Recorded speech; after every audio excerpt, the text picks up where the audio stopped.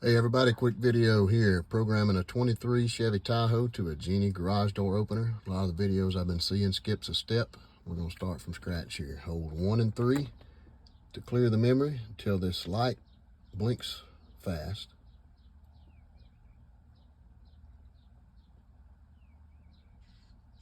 Alright, that clears it out.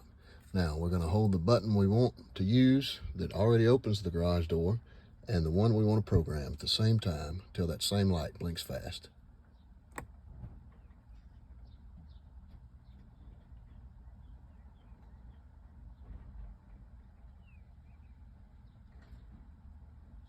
All right, now this is the step that everybody's skipping in their videos. We're gonna go over here,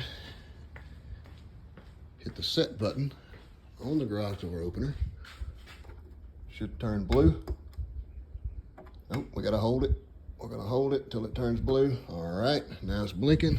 Now we gotta go back and hold the same button again, and it should open the garage door. I'll close it now because it's already open. We're gonna hold it.